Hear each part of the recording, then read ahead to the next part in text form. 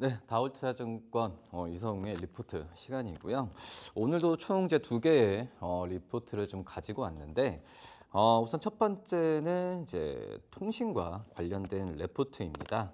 우선 하나대투증권에서 이 매주마다 발간된 레포트인데, 근데 이제 이번 주에 좀 오늘 발간됐죠. 오늘 또 이제 이 주마다 나오는 이 통신주 그리고 통신 장비주에 대한 좀 평가가 나왔는데, 이제는 지금이 저점이다라는 레포트입니다. 한 주평을 본다고 한다면 말씀드렸다시피 이 저점 매수에 대한 이제 기회를 이제 통신주들은 찾아봐야 된다라는 부분이고요. 저희 레포트에 대한 점수는 제가 이제 90점을 좀 드리도록 하겠는데, 우선 이 매주마다 나오는 레포트에서 어떤 지표나 이런 부분을 좀 간략히 요약했다고 한다면, 이번 레포트 같은 경우에는 매수에 대한 좀 그 긍정적인 어떤 좀 시그널을 좀 많이 주고 있는 그런 상황이라고 좀 볼 수 있겠고요. 내용을 좀 말씀을 좀 드리자고 한다면은 이 통신주들 배당락 9월 7, 8월 달에는 약간의 좀 경기 방어주 쪽으로 이 수급이 좀 올리면서 주가 좀 많이 상승세를 보여주었는데, 이 배당락 이후에 9월 이후에는 주가가 좀 많이 떨어지는 모습을 지금 보여주고 있죠. 뭐 그렇기 때문에 이 PBR도 전체 이 통신업종 본다고 했을 때도 0.7배 정도로 지금 형성이 되고 있는데, 역사상으로 본다고 하더라도 이 통신주들은 PBR 1배 수준까지만 준다고 했을 때도 이 목표 주가에 대한 부분은 많이 밸류가 높다라고 좀 볼 수 없겠고, 그렇기 때문에 통신주들 뭐 개별 종목마다 좀 차이가 있겠지만은 현재 가격으로 본다고 하더라도 30% 이상의 상승 여력이 충분히 있다라는 그런 내용이고요.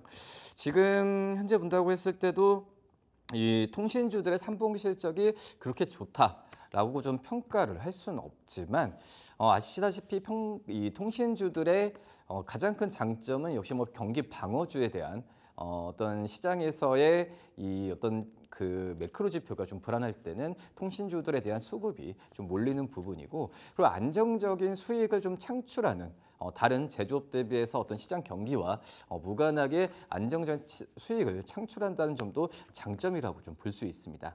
그리고 이 통신주들은 항상 연말에 갈 때마다 부각되는 게 바로 이제 배당 정책, 모두 주주환원, 뭐 자주 정책에 의한 메리트가 항상 남아있는 상황으로 본다고 하면은 이 통신주들이 배당락 이후에 9월달 배당락 이후에 주가 좀 떨어진 현재 상황에서는 매수 관점으로 접근해도 괜찮지 않냐라는 그런 좀 내용이 있고요.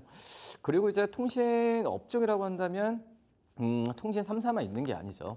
바로 이제 통신 장비주들도 이 통신 업종에 포함되는 그런 상황인데, 하지만 이제 통신 장비주들 같은 경우에는 지금은 어떤 주파수 할당이나 이런 부분이 좀 연계되면서 이 탑다운이 아니라 락다운으로 지금 가는 형국으로 본다고 하면은 이 본격적인 이 통신 기업들의 이 투자, 장비에 대한 투자 부분은 2005년 말, 그러니까 내년 정도 1년 후 정도가 좀 예상이 된다라고 좀 판단되고요. 뭐 그렇기 때문에 이 통신 장비주들에 대한 어떤 탑픽이나 이런 부분은 좀 제한적으로 서술하지 않았나라고 좀 판단이 되고 있고, 그렇기 때문에 이 레포트 같은 경우에도 이 탑픽은 이 통신 3사 중에서 순위를 매긴 부분은 저는 좀 장점이지 않나라고 판단되고 있고, 오히려 통신 장비주를 배제하면서 철저하게 이 전반 기업들로 집중하는 모습이 어떻게 보면은 이 투자를 하는데 좀 편하게 좀 말씀을 지금 드릴 수 있는 그런 상황이지 않나라고 생각이 됩니다. 우선 내용을 본다고 한다면, 지금 이제 역시 통신 3사의 매크로 지표만 지금 내놓는 상황이라고 볼 수 있겠고요. 뭐 이분은 이 표는 바로 이제 5G 순증 가입자라고 좀 볼 수 있겠는데, 역시 시장에서는 SK텔레콤이 이 5G에 대한 순증 가입자는 꾸준하게 지금 이 다른 통신 KT나 LG U+ 대비해서는 올라가고 있는 그런 상황이라고 볼 수 있겠고, 그리고 이제 올해 같은 경우에는 LG U+가 KT를 약간 좀 앞서는 모습을 좀 보여주면서 이 부분이 지금 몇 년 동안 유지해온 5G에 대한 순증 가입자에 대한 부분을 좀 그 현재 추세를 좀 얘기를 했고, 그 다음 화면을 본다고 하면은 그래도 역시 약간 좀 보수적인 느낌이 좀 강하죠. SK텔레콤이 전체 5G에 대한 가입자 마켓 쉐어 같은 경우에도 시장 점유율은 거의 이제 50%를 과반수를 좀 차지하고 있는 상황이고요. 그다음에 이제 KT, 그다음에 최근에 선전하고 있는 LG U+가 그 뒤를 잇고 있는 그런 상황이라고 말씀드릴 수 있겠고, 그렇게 되면 첫 번째, 두 번째 표를 종합을 해보면 다음 화면 보면은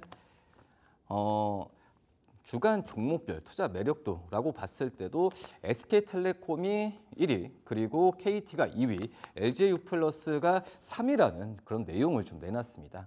역시 SK텔레콤이 다른 KT나 LGU+ 대비해서 실적 그리고 주주환원 여러 가지 면에서 봤을 때 또 주가적인 추이로 봤을 때도 SK텔레콤 같은 경우가 지금 현재는 이 3, 4와 비교했을 때는 SK텔레콤이 우위다라고 좀 얘기를 했던 그런 상황이고요. 그다음에 저 KT 같은 경우에는 뭐 실적이 좋다라고 할 수는 없지만 그 전에 우려됐었던 실적에 대한 부분이 생각보다는 선전을 상반기도 잘 하고 있다라고 좀 볼 수 있겠고, 가장 중요한 게 이거죠. 이 연간 7천억 수준의 배당금 지급. 그러니까 통신 업종이 이 주주 환원에 대해서 적극적인 모습 보여주고 있는데, 이 KT가 연간 7천억 수준의 배당금 지급에 대한 얘기도 했었고, 이거에 대한 부분이 시장에서 좀 반영이 좀 덜 된 느낌도 있거든요. 뭐 그렇기 때문에 이 KT에 대한 순위를 좀 2위로 매겼다라고 좀 말씀드릴 수 있겠고, 근데 이제 LGU+가 지금 최근에 5G 순증 가입자가 올라온다고 하더라도 이제 중요한 부분이 실적 부진에 대한 부분 같은 경우가 아직까지는 뭐 긍정적인 실적이 바뀐다라고 단언하기가 좀 힘든 그런 상황이기 때문에 지금 현재는 이 투자 종목별 투자 매력도를 1, 2, 3위로 좀 매겼던 부분을 좀 눈에 띈다라고 좀 생각이 되고요. 저는 이제 개인적으로 본다고 하면은 역시 저도 같은 생각입니다. 저는 관심주는 바로 이제 SK텔레콤을 좀 말씀을 좀 드리도록 하겠는데, SK텔레콤 같은 경우가 역시 뭐 실적적인 측면에서는 다른 경쟁사 대비해서는 좀 우위에 있죠. 영업이익 같은 경우에도 지금 현재는 3분기 때 영업이익은 5,200억 가까이 예상이 되고 있는 상황이고요. 작년 대비해서 역시 작년 이상의 영업이익은 3분기 때도 또 보여줄 가능성이 있지 않을까라고 좀 생각이 되고 있고, 지금 현재는 뭐 단통법에 대한 부분도 아직까지도 참 지겹죠. 몇 년 동안 얘기 나와주고 있는 상황이지만 이거에 대한 그 전에는 폐지에 대한 부분에 있어서 약간의 어떤 정부 쪽에서의 입김이 좀 강했다고 한다면, 지금은 이 단통법에 대한 폐지에 대한 장점과 단점에 대한 부분이 이 좀 50대 50 비중으로 지금 얘기가 팽배해지고 있습니다. 뭐 그런 점에서 보면은 이 SK텔레콤뿐만 아니라 다른 통신 기업들 같은 경우에도 실적에 대한 추정치를 그전에 과도하게 좀 낮춰졌던 부분은 이제는 다시 한번 올라갈 가능성이 있다고 판단되고 있고요. 그리고 지금 통신 기업들의 뭐 단통법 폐지나 뭐 마케팅비 여러 가지 부분도 뭐 여러 가지 또 배당 정책도 있긴 하지만 가장 그 전에 주가에 많이 영향 미쳤던 게 바로 이제 AI 사업에 대한 진출이라고 좀 볼 수 있겠는데, 그 부분 투자도 지금은 꾸준하게 좀 SK텔레콤도 이 유지를 많이 하고 있는 그런 상황이고요. 뭐 AI 데이터 센터 또 이제 엔터프라이즈 AI 솔루션 여러 이제 AI 산업에 대한 부분을 중점화를 지금 SK텔레콤은 하고 있다라고 좀 말씀드릴 수 있겠고, 그렇기 때문에 뭐 이거에 대한 수익을 벌어들이는 구조는 내년부터 가시화. 저는 이제 AI 사업에 대한 진출도 중요하지만 이거에 대해서 수익을 벌어들이는 구조가 가장 중요한데, 그 부분이 시기가 언제 좀 빨라지느냐에 따라서 이 통신주들에 대한 이 뷰가 어떻게 보면 경기 방어주에서 실적주로 바뀔 가능성이 있다라고 좀 판단되고 있는데, 뭐 그런 점에서 SK텔레콤이 다른 경쟁 기업들 대비해서는 한 발짝 멀리 있지 않나라고 판단되고 있고요. 그렇기 때문에 1차적 목표 주가는 62,000원, 현재 가격에서 10% 정도 위, 그리고 손절가는 52,000원을 좀 말씀드리도록 하겠고요.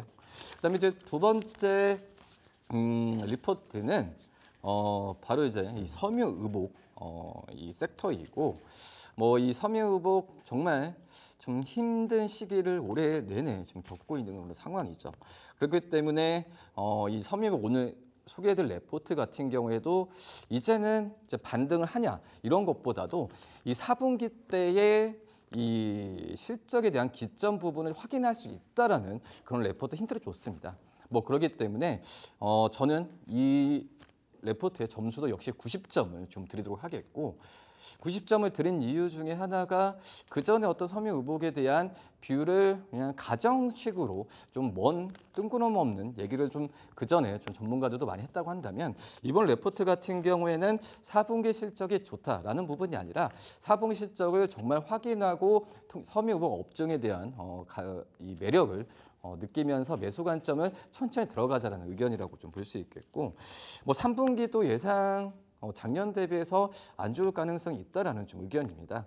원래 좀 늦더위가 올해 좀 시작되면서 어떻게 보면은 이 9월 달에 그 어떤 연말에 어떤 겨울 의류나 이런 부분에 있어서 좀 많이 그 옷이 팔리고 재고가 많이 소진돼야 되는 그런 상황이었지만 지금 올해까지도 봤을 때도 9월 달에 늦더위가 이어지면서 이거에 대한 특수 부분은 좀 제한적으로 갔기 때문에 이 3분기 실적에 대한 기대감은 좀 제한적이지 않나 판단되고 있고요.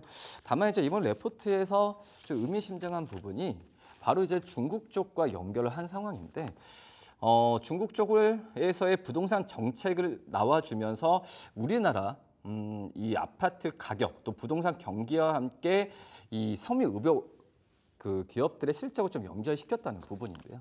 그렇기 때문에 소비에 대한 부분이 어떠한 근로소득과 비례하는 게 아니라 이 자산 가치의 증대와 함께 이 소비가 회복이 되면서 그 부분이 섬유 의료 업종으로의 이 매출에 연결된다라는 좀 새로운 어떤 좀 비전을 좀 제시하지 않았나라고 판단되고 있고요. 그렇기 때문에 2015년부터 2020년, 24년까지 봤을 때는 정말 이 집값에 대한 변동성이 심했죠. 하지만 올해부터는 이 서울 아파트 매매 가격, 또 이제 주택 가격까지도 우상향 포지션을 잡고 있기 때문에 이 부분이 섬유 의료 업종의 어떤 베이스를 깔고 있지 않나라고 판단되고 있고, 그다음에 다음 차트를 본다고 했을 때. 지금 이제 가계대출 이자 부담액이나 대출 이자율 같은 경우가 올해 같은 경우는 좀 곡선이 좀 가파르게 떨어지는 모습을 보여주고 있죠. 뭐 그렇기 때문에 섬유복 업종이 이제는 좀 중장기로 본다고 한다면 지금 현재 구간에서 좀 담아야 되는 구간으로 가지 않을까라고 좀 레포트는 의견을 내놨고요. 그리고 이제 관심주를 좀 말씀을 좀 드리도록 하겠는데 우선 여기 레포트에서는 1순위로 지금 FNF, 그다음에 2순위로는 휠라홀딩스를 좀 내놓은 상황인데요. 저는 근데 FNF보다는 휠라홀딩스를 저는 좀 관심주로 좀 말씀을 드리도록 하겠고요. 우선 FNF가 제가 왜 이 레포트와 반하게 2순위 휠라홀딩스를 관심으로 내놓냐면 우선 FNF 같은 경우가 이 중국 쪽의 비중이 큽니다. 거의 뭐 40% 이상 육박을 하고 있는 대표적인 중국 관련 주가 바로 이제 FNF라고 볼 수 있겠는데, 뭐 중국의 최근 경기 부양책이 좋게 내놓는다고 하더라도 아직까지는 중국 비중이 높은 이런 FNF보다도 내수 쪽에서의 올해 매출액에 대한 부분이 플러스로 예상이 되고 있는 이 휠라홀딩스를 좀 관심 있게 보는 게 맞지 않나라고 좀 생각이 되고 있고요. 이 휠라홀딩스 같은 경우에는 대쪽으로 뭐 브랜드 리뉴얼이나 그리고 재고 자산이나 여러 가지 사업 부분에 있어서 과감하게 좀 노력을 많이 한 몇 년 동안이라고 좀 볼 수 있겠고, 그런 부분이 휠라홀딩스의 저는 이 바닥에서 어떤 섬유 의복 기업들의 FNF나 휠라홀딩스 잡는다고 했을 때 휠라홀딩스 같은 경우가 좀 점수를 더 줘도 괜찮지 않을까라고 좀 한 생각이 되고 있고, 그렇기 때문에 리브랜딩의 효과는 FNF보다 휠라홀딩스가 더 있을 거다라고 좀 생각이 되고 있고요.